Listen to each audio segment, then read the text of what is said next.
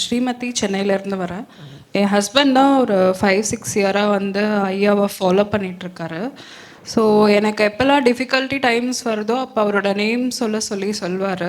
So நான் அப்படியே follow பண்ணதுல எனக்கு நிறைய பெனிஃபிட்ஸ் நிறைய நல்லது நடந்திருக்கு.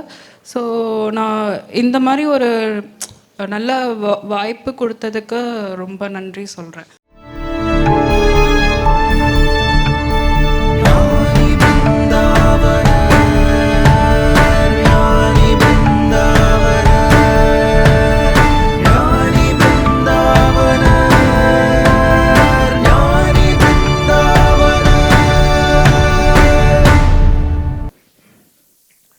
உடம்பு மனசு பாருங்க, மகாரம் சொல்லும் போது மனசு நிற்கும், நகாரம் சொல்லும் பொழுது நாம் உடம்புல ஒரு ஓப்பனிங் பாயிண்ட் கிடைக்கும், கலர்ஸ் வரும். மகாரத்தில் மனம் ஒடுங்கும், சிகாரத்தில் பற்றிக்கிட்டு எரியும். உங்கள் உடம்புல இருக்கக்கூடிய கெட்டது எல்லாமே போயிடும். தான் ருத்ரன் என்பவர் அழிக்கக்கூடியவர். எதை அழிக்கக்கூடியவர்? தர்மத்தை காத்து அதர்மத்தை அழிக்கக்கூடியவர். நாம உடம்புல இருக்கக்கூடிய தீயதை அழிக்கக்கூடியவர். ஏன்னா அவர் இருக்கிறார். ஆனா இங்க என்னவா இருக்காரு? நம்ம உடம்புல என்னவா இருக்காருன்னா சதாசிவமா இருக்காரு. அவர் அங்க அழிக்கக்கூடியவரா இங்க இல்லை, நம்ம உடம்புல இல்லை. சிவபெருமான் தவக்கோலத்திலேயே இருக்கார். அதான் பிரச்சனை.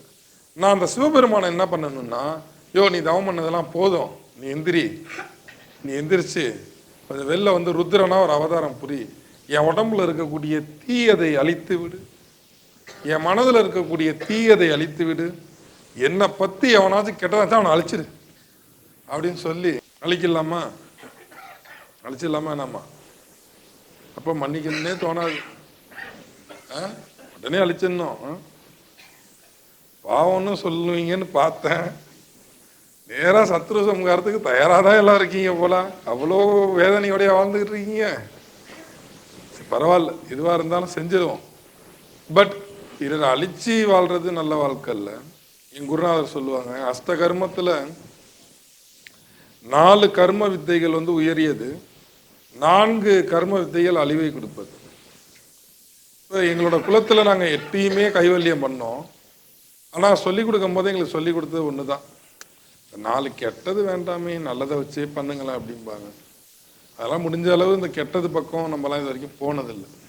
மாரணம், பேதனம், வித்பேதனம் இதெல்லாம் செஞ்சதில்லை.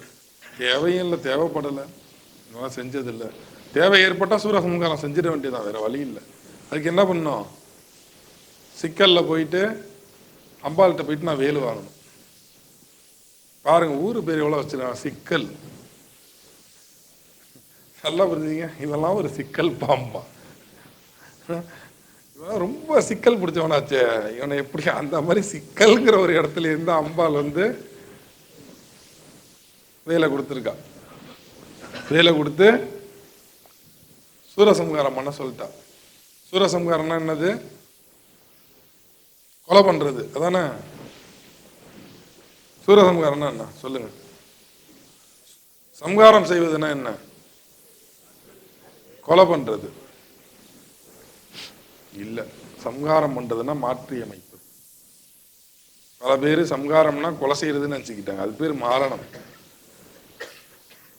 தெய்வத்தோட அந்த கதையில நம்ம எல்லாம் பார்க்கும்போது அவங்க எல்லாம் சம்ஹாரம் பண்ணாங்க. சம்ஹாரம்னா மாற்றி இருப்பாங்க. அந்த சூரன் என்ன பண்றாரு? ஒருத்தவனை சேவலாக்குறாரு, ஒருத்தவனை கொடியாக்கிறாரு.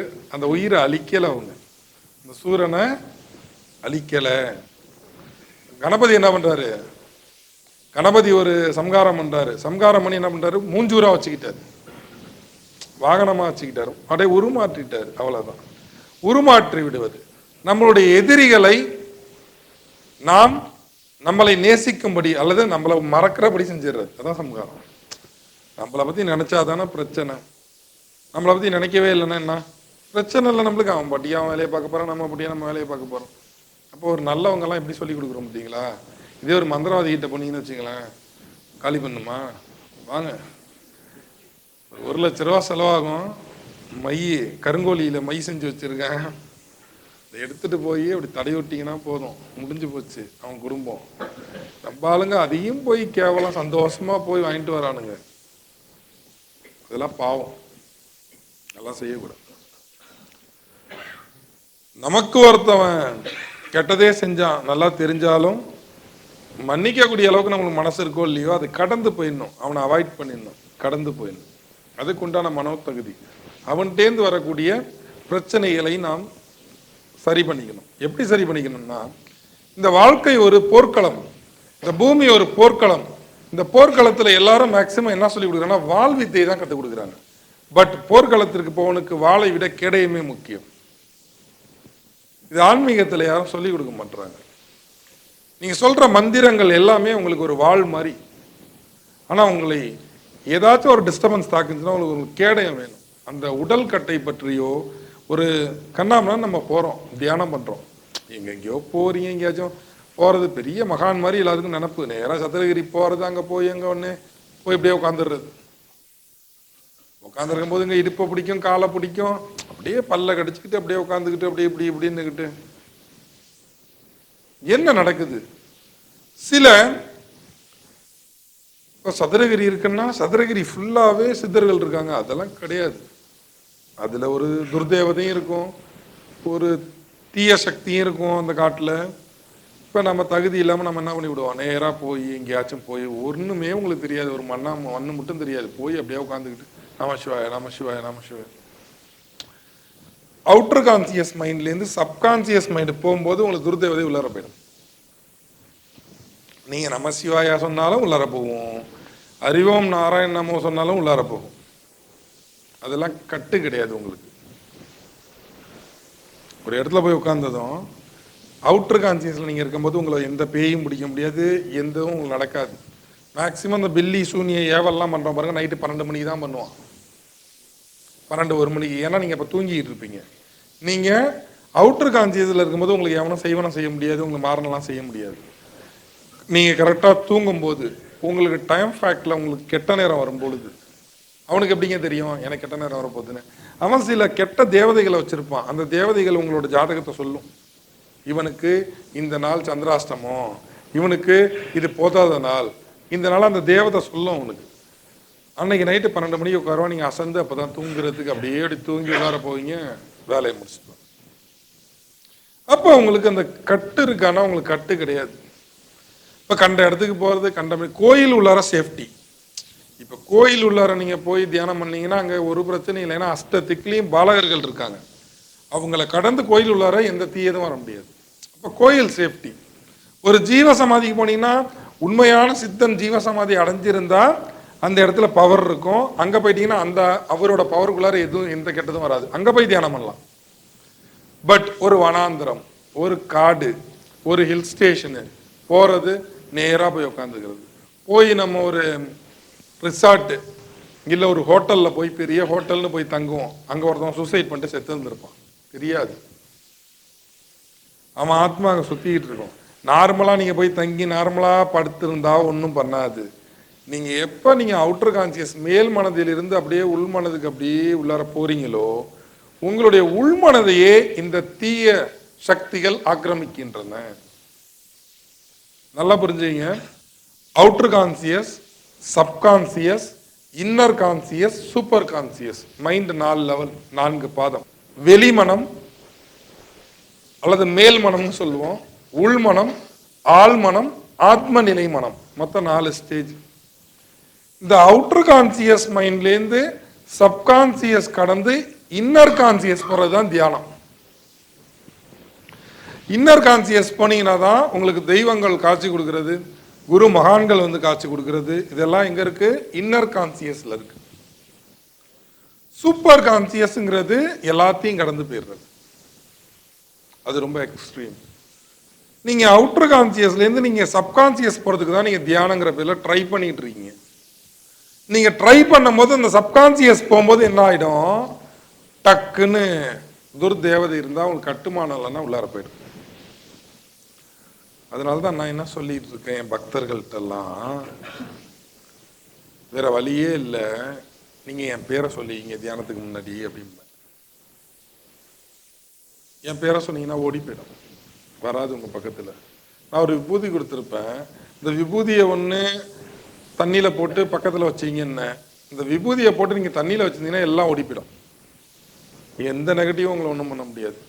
இல்லை நான் வெளியில் போகிறேங்க ஐயா, அங்கே உட்காந்து தியானம் பண்ணுங்கும் போது அந்த விபூதியை கையில் நீங்கள் பிடிச்சிட்டு என் பேரை சொன்னீங்கன்னா உங்களை எதுவும் அதெல்லாம் ஒரு கட்டு, உடல் கட்டு, உங்களை டக்குன்னு தாக்காது. ஏன்னா உங்கள்கிட்ட இருக்கிற பொருள் அப்படி. உங்கள்கிட்ட எந்த பொருளும் இல்லாமல் நீங்கள் மகான் என்ற போர்வையில் போய் போய் போய் போய் அப்படி உட்காந்துக்கிட்டு தியானம் பண்ணுறேன்னு உடம்பை வீணாக்கிடாது. கண்ட இடத்துல போய் கண்ட நேரத்தில் உட்கார்றது, சுடுகாட்டு வழியாக போகிறது, உச்சி ஒரு மணி நேரத்தில் ஒரு 12 மணிக்கு இன்றைக்கெல்லாம் ரொம்ப இதுவாயிடுச்சு. ஒரு பயமே இல்லாமல் பொம்பளை பிள்ளைங்க, வயசுக்கு வந்த பிள்ளைங்க, பீரியட்ஸ் டயத்துலலாம் அவங்க பட்டியே அந்த வண்டியை ஓட்டிட்டு சுடுகாட்டு பக்கம் போகிறது, இப்படி வர்றது, இப்படி ஆயிட்டீங்க. எல்லாம் ரொம்ப தப்பு. இது இஸ்லாமியத்துலலாம் அந்த பாங்கு சொல்லும் போது முஸ்லீம்ஸ் எந்த வேலையுமே செய்ய மாட்டாங்க. ஒரிஜினல் முஸ்லீம்ஸு பள்ளிவாசலில் பாங்கு சொல்லும் போது சைலண்ட்டாக உட்காந்துருவாங்க. சமைச்சது தான் அப்படியே வச்சுடுவாங்க, வேலை பார்த்துருந்தா அப்படியே உட்காந்துருவாங்க. அது சட்டம், இஸ்லாமிய சட்டம். ஏன் தெரியுமா? இறைவனோட அந்த திருநாமத்தை சொல்லி அவங்க பாங்கு ஓசை சொல்லும் போது தீயதெல்லாம் கடந்து அலையுமா. அப்போ தேவையில்லாத சோல் நம்ம கிட்ட வந்துடும். சரி, இப்படிலாம் நம்ம தாக்கப்படுகின்றோம். இதை நீங்க புரிஞ்சுங்க. இப்படிலாம் தாக்கப்படுற நம்ம அதிலிருந்து மீளுவது எப்படி? இப்போ இந்த எல்லைக்கு வரீங்க, என் கூட இருக்கீங்க. உங்க சப்கான்சியஸ்ல உங்களுக்கு தேவையில்லாத ஒரு டிஸ்டர்பன்ஸ் உங்களை பிடிச்சிட்டு இருக்கு அப்படின்னா நீங்க வரும்போது அது ஓடி போயிடும். எங்களை மாதிரி இருக்கிறவங்கள்ட்ட வரும்போது அந்த வெளில போயிடும். ரிட்டன் நீங்க எப்படா வருவீங்கன்னு பார்த்துக்கிட்டு இருக்கோம். நீங்க வந்த வயதுக்கு ஆட்டோமேட்டிக்காக அவள்கிட்ட வந்துடும். அப்ப அதை என்ன செய்யலாம், என்ன செய்யணும்னு சொல்லுங்க. முடிஞ்ச அளவுக்கு தற்காத்து கொள்ளலாம். என்னைக்கு நம்மளோட சூப்பர் கான்சியஸ் ஓப்பன் ஆனிச்சோ அதோட முடிஞ்சு, அதுக்கப்புறம் எதுவுமே வராது. அவ்வளோதான். இந்த எல்லா போராட்டமும் நம்மள்கிட்ட இருக்கக்கூடிய இன்னர் கான்சியஸ்ல தெய்வீக அருள் பெற்று சூப்பர் கான்சியஸ்ல நுழைஞ்சிட்டோம், இறைவனோட திருவாயில நுழைஞ்சிட்டீங்கன்னா முடிஞ்சு போச்சு. அதுக்கப்புறம் நீங்களே நினைச்சாலும் நீங்க வெளில வர முடியாது. அவ்வளவுதான். அது ஈர்த்தது தான், அப்படி ஆயிடும். அந்த நிலைக்கு நீங்களாம் வரணும்னு நான் நினைக்கிறேன், பிரார்த்தனை பண்றேன், ஆசீர்வாதம் பண்றேன், வந்துருங்க. பட் இப்போ என்ன பண்றது? எனக்கு இன்னைக்கு பிரச்சனை. நான் மகானாவது ஆயிடுவேன், நீங்க எல்லாம் ஆயிடணும் ஒரு நாள். அது ரைட்டு வச்சுப்போம். அதுக்கு கொஞ்சம் போராட்டம் அதிகமா இருக்கும், வேற வழி இல்லை. ஆன்மீகம் எளிமையானது தான், இறை சக்தி எங்கும் இருக்கு, எளிமையானது தான். ஆனா இருக்கிறதுலே ரொம்ப கடினமானது எளிமை தான். எளிமையா வாழ்றதுதான் ரொம்ப கஷ்டம். பணக்காரனா ஈஸியா வாழ்ந்துடலாம், ஏழை ஒரு ஏழையா வாழ்ந்துடலாம், பிரச்சனையே இல்லை. ஒரு பணக்காரன் எளிமையா வாழ்றான் பாருங்க. எளிமை வேற, ஏழ்மை வேற. பெக்கர் ரொம்ப பிச்சைக்காரத்தனமா வாழ்றது, இல்ல காசுக்கே வழி இல்லாம, அது ஏழ்மை. நான் சொல்றது எளிமை. எளிமைனா எல்லாமே இருக்கு என்கிட்ட, இருந்தாலும் இடம் பொருள் ஏவலுக்கு தகுந்த மாதிரி நடக்குது. நான் பெரிய ஆளு, நான் பெரிய மகான், என்னால ஒரு அற்புதம் எது வேணாலும் செஞ்சு காட்ட முடியும். உடனே நான் இந்த மாதிரி தலப்பாவே கட்டிக்கிட்டு இப்படி போயிட்டு சிங்கின்னு குமாந்திரம் அப்படி சுத்திக்கிட்டு வர்றவங்களுக்குலாம் இந்தா விபூதி இந்தா, அதுக்கு பேர் எளிமை இல்லை. முடிஞ்சு தலப்பா எடுத்து வச்சுட்டோம்மா, அடுத்த ஒரு ட்ரெஸ் போட்டோம்மா, டாக்டரா உட்காந்தோம்மா, அந்த பணியை சிறப்பா செஞ்சோம்மா. சரி, என்னுடைய கடமை செய்யணும், அதுல என்கிட்ட அகங்காரம் இருக்கக்கூடாது. இதுதான் எளிமை. கடமை செய்யணும், மனிதனை மனிதன் மதிக்கணும். ஸோ இந்த மாதிரி சில கேட்டகரி தான் எளிமை. இப்போ சொல்லுங்க, என்ன செய்யலாம்? எப்படி இருந்தாலும் நம்ம நல்ல நிலைக்கு போகணும், நல்லதை அடையணும், சிவத்துக்குள்ளார போகணும்னா சிவத்தோட நுழைவாயிலே ருத்ரன், உயிரோட நுழைவாயிலே அழிக்கக்கூடிய தன்மையில தான் இருக்கு, ஆக்கக்கூடிய தன்மையில இல்லை. கெட்டதை அழித்தால் மட்டும்தான் சிவத்தினுள் செல்லவே முடியும். அதனால்தான் அவன் கேட்டிலேயே வச்சுட்டான் ருத்ரனை. சிவாய என்கின்ற கேட்டோட முதல் கேட்டே அழிவுதான். கெட்டதை அழித்தால்தான், நீ புனிதனானால்தான் நீ அடுத்த ஸ்டேஜுக்கே போக முடியும்னு இறைவன் வச்சிருக்கான். அப்ப நம்ம என்ன பண்ணணும்னா கெட்டதை அழிக்கணும். பிரச்சனை என்னன்னா, இந்த பூதங்களுக்கு நல்லதும் கெட்டதும் தெரியாதுங்கய்யா. நெருப்புங்கிறது ஒரு பூதம். அந்த பூதத்தை சமைக்கிற இடத்துல அடுப்புல பற்ற வச்சிங்கன்னா நல்லபடியா 10 பேருக்கு சாப்பாடு போற நெருப்பா எரியுது. இறந்து போனவனோட சிதையில கொண்டு போய் அதையும் நிற்ப வச்சீங்கன்னா அந்த சரீரத்தை வேக வச்சு அழிச்சிருது. ஒரு நல்லா வாழ்ந்துகிட்டு இருக்கிற ஒருத்தனோட வீட்டு மேல தூக்கி போட்டீங்கன்னா அந்த வீடே எரிஞ்சு நாசமா போயிடுது. நெருப்புக்கு பூதத்திற்கு நல்லது கெட்டது தெரியாது. அப்போ கர்மத்தை அழிக்க வேண்டும். நல்ல கர்மத்தை உங்களுக்குள்ளே வைத்து கெட்ட கர்மத்தை மட்டும்தான் அழிக்கணும். நீங்க நினைக்கிற மாதிரி அழிக்கிறதுன்னா அப்போ ஒண்ணும் இல்லை. டெய்லி நீங்க உட்காந்துக்கிட்டு சிவாய நம சிவாய நம சொல்லுங்க, உங்க குடும்பம் வீணா போயிடும். என்னடா ஐயா அப்படி சொல்றாரு, நல்ல மந்திரம் தானே, நீங்க வேணா சொல்லி தான் பாருங்க. இல்ல ஏற்கனவே சொல்லிக்கிட்டு இருப்பாங்களா, அவங்க லைஃபை போய் பாருங்க. சிவாய நமன்னு ஔவையார் சிந்திக்க சொன்னாங்க, அவங்கள சொல்லவே சொல்லலை, அந்த மந்திரத்தை சொல்லவே சொல்லியிருக்க மாட்டாங்க. இந்த சிவங்கிற மந்திரத்தை நீங்க எங்க உச்சரிக்கிறீங்களோ அங்க உங்களோட இல்லறம் அறுத்து விடும், துறவரம் உங்களுக்கு பிகின் ஆயிடும். வாழ்க்கையில உங்களுக்கு வர வேண்டிய அஷ்ட ஐஸ்வர்யங்கள் தடைபற்றும். அது உங்களை வேற மாதிரி தான் இழுத்துட்டு போகும். ஆனா இந்த சிவாய வேணும், இந்த சிவாய மந்திரம் வேணும். எப்ப வேணும்? எனக்கு எப்ப தேவையோ அப்ப எனக்கு ஒரு வாள் வேணும். நான் கெட்டதை வெட்டிட்டு அந்த வாழை தூக்கி தனியா வச்சிடணும். டெய்லி உட்காந்துக்கிட்டு சிவாய நம என புலம்பாதேன்னாங்க. சிவாய நமன்னீங்கன்னா நம்ம குடும்பத்தில் இருந்து சீக்கிரம் வெளில வந்துடும். யாருக்கெல்லாம் டிவோர்ஸ் வேணும்னு முடிவு பண்ணிட்டீங்களோ அவங்கெல்லாம் சொல்ல ஆரம்பிச்சிட்டீங்கன்னா ஆட்டோமேட்டிக்கா நடக்கும். நீங்க முயற்சியே பண்ண வேண்டாம், ஆட்டோமேட்டிக்கா நடக்கும். அது இதெல்லாம் குரு பிரயோகம் பண்ற மந்திரம்.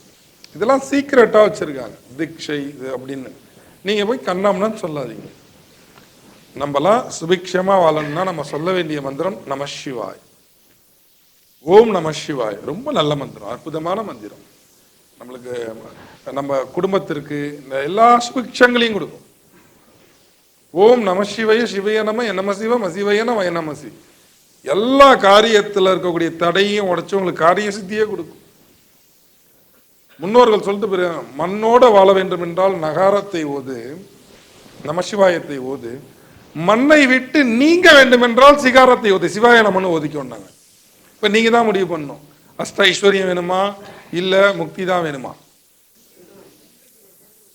ஏதாச்சும் அதாவது ஒண்ணு வெஜிடேரியன் ஹோட்டல்ல போய் சைவம் சாப்பிடணும், வெஜ்ஜு நான்வெஜ்னு கலந்து அதை உயர்தர சைவ அசைவ உணவுன்னு. எப்படி எவ்வளவு கேவலமான வார்த்தை. முக்திக்கெல்லாம் கொஞ்சம் காலம் இருக்கு, எல்லாம் வாழ்க்கை நல்லா வாழுங்க, என்ஜாய் பண்ணுங்க. இறைவன்கிறவன் நம்ம அப்பா அம்மாயா, அம்மையே அப்பா உப்பிலா மணியன்னு மாணிக்கவாசகர், என்னோட தாய் தகப்பனியா நம்ம இறைவன். நம்ம எல்லாருக்கும் யாரு? இறைவன் தான் தாய் தகப்பன். இந்த பூமியில விட்டுருக்கான். எதுக்கு விட்டுருக்காரு? ரசிங்கய்யா, வாழ்க்கையை வாழுங்க, நோய் நொடி இல்லாம நல்ல காசு பணம் சம்பாரிச்சு நல்லா உங்களுக்கு என்னெல்லாம் பிடிச்சிருக்கோ அப்படிலாம் வாழுங்க. ஆனா ஒழுக்கமா வாழுங்க, அவ்வளவுதான். ஒழுக்கத்தோட சேர்ந்து நீ நல்லா என்ஜாய் பண்ணுங்க வாழ்க்கைய. ஒரு கார் வாங்கணும்னு ஆசைப்படுறீங்க, வாங்குங்க, ஓட்டுங்க, அதில் என்ன வந்துட போகுது? 4 பேரை மோதாம இருந்தா ரைட், 4 பேருக்கு முக்தி நீங்க கொடுக்காம இருந்தா ரைட். சரி, ஒரு வீடு தான் கட்டி வாழணுமா? எல்லாரும் தான் வாழ்றான், அவனும் தான் மனுஷன். நல்ல ஒரு வீடு கட்டுவோம், வாழுவோம், அதுக்கு தானே சாமி கும்பிடணும். அப்படி இருப்போம், அதோடு சேர்ந்து முக்திக்கு வந்துடுவோம், அவ்வளோதான். அதோடு சேர்ந்து ஞானப்பாதையை தேடிப்போம். ஒரு நாளைக்கு 24 மணி நேரம், நாங்கள் கேட்கறது 3 மணி நேரம், உங்ககிட்ட நாங்கள் கேட்கறது 3 மணி நேரம், பாக்கி 21 மணி நேரம் நீங்கள் ஒழுக்கத்தோட எப்படியெல்லாம் வாழ்ந்துட்டு போங்க. அந்த மது மாமிசம் புலால் உணவு உண்பவர்கள் வடலூர் எல்லைக்குள் நுழையாதீர்கள்னு ஒரு சட்டத்தை போட்டாங்கன்னு வச்சுக்கலாம், முடிஞ்சு வடலூர் காத்து வாங்குவோம். உண்மைதான், ஓப்பனா ஃப்ராங்கா பேசுவோம்.